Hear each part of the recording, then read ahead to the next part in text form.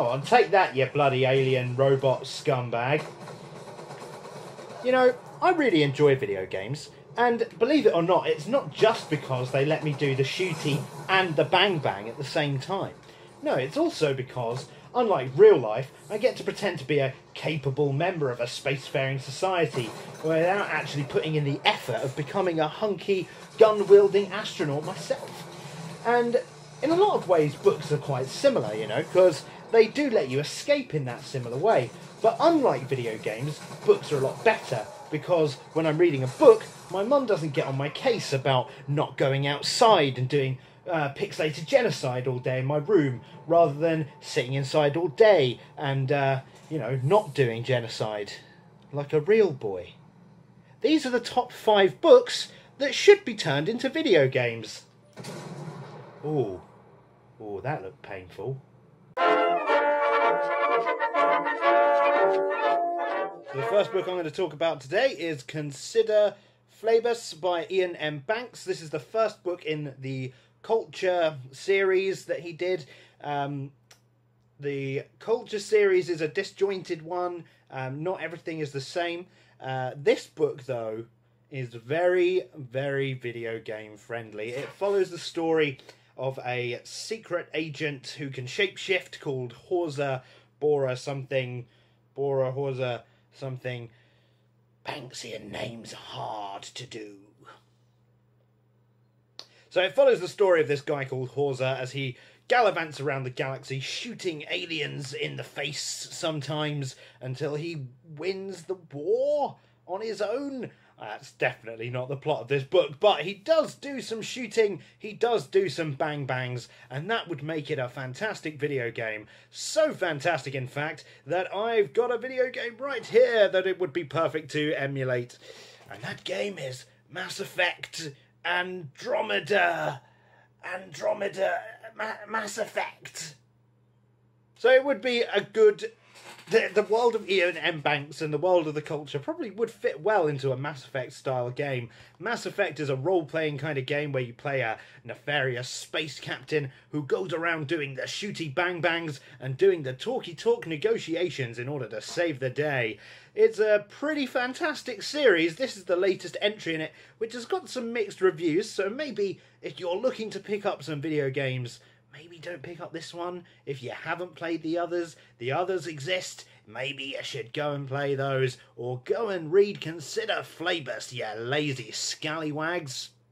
Book number 4 on our list is The Princess Bride by William Golding. This is a satirical fantasy book about a swashbuckling pirate named Wesley as he attempts to save his princess love Buttercup from the evil-ish, incapable-ish Prince Humperdinck, who wants to do something so evil as marry a woman that another man has his eye on.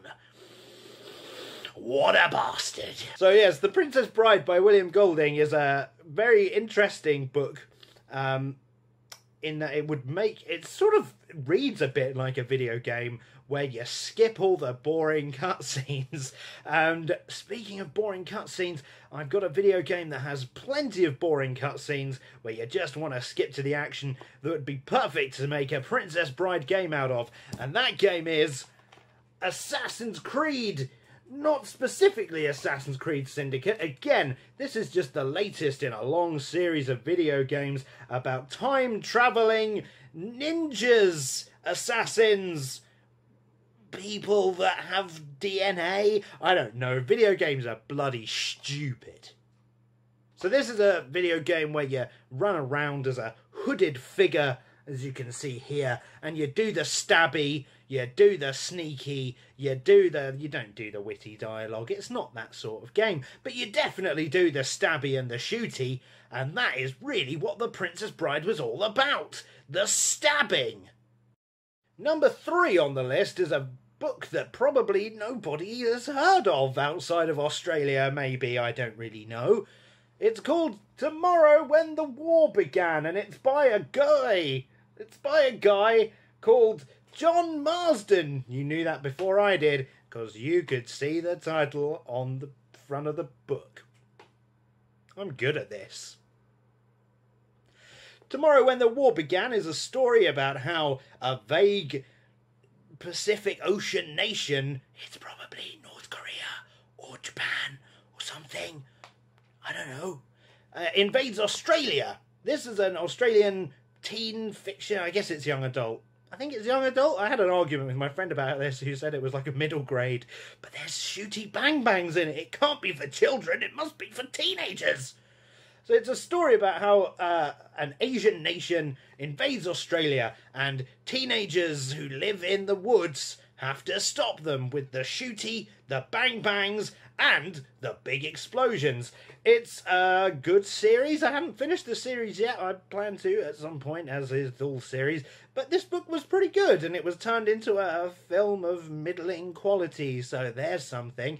But I think it could do well as a video game, and here's why. There's a video game called Homefront: The Revolutions. Revolution. This is a game about how North Korea invades America. Sound familiar?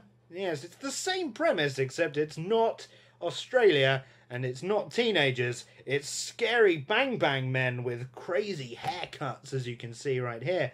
This game is not very good, and neither is the predecessor to it, which was just called Homefront. It's not very good, and I think maybe adding in teenagers and kangaroos would fix that, which is why Tomorrow When the War Began should be made into Homefront 3, the Outback. Number 2, that's rude.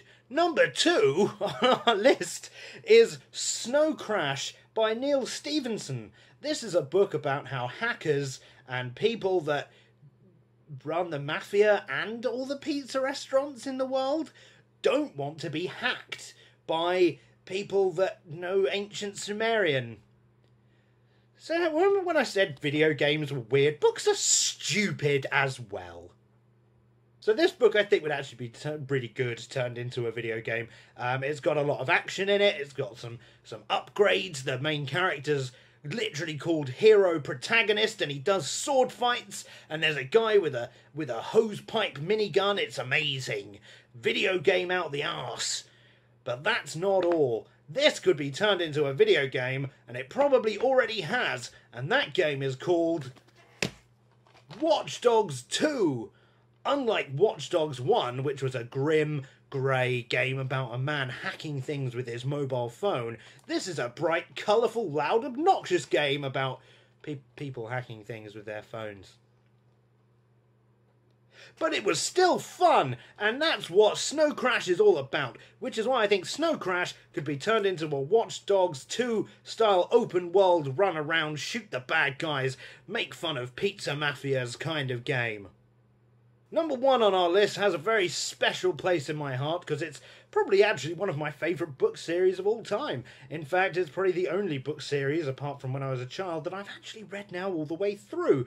And that is the Witcher series by Andrzej Sapkowski. I can't speak Polish. This is a book series about a monster hunter called Geralt of Rivia as he goes around, does some monster hunting, does some sword fights, and tries to rescue his daughter. That's a perfect video game plot. Why has nobody done a video game about this already? I mean, it would be sensational, probably. It would sell millions and millions of copies, and I've got proof. I've got proof that it would be brilliant because there's a video game. Let me show you this one. This will blow your mind. I've got a video game here. It's called The Witcher 3 Wild Hunt. Oh yeah, that's right. They already turned it into a video game.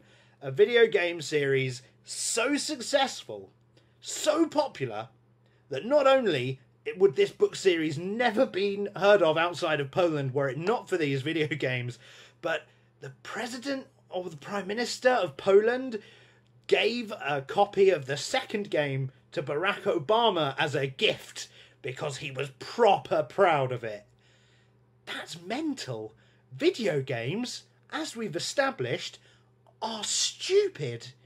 But he gave it as a gift to the president. So yes, I think the Witcher series probably could turn into successful video games, because there is one, and because this is glorified evidence. That means everything else I've said in this entire video is correct. Well, that was it. The top 5 books that should probably definitely will become video games at some point in the future. Now, if you'll excuse me, I need to go back to definitely not making any more videos, and instead just wasting my time making little men move around medieval castles. Because, you know, that's a good use of my time. Hi, thanks for watching my video. If you enjoyed it, please do click the like button, cause that's how you show me you liked it. And if you want to see more of this sort of thing, first of all, you have to wait quite a long time. And second of all, it's probably best for you to go ahead and click on that little subscribe button just over there, you know where it is. You've subscribed to channels before, probably.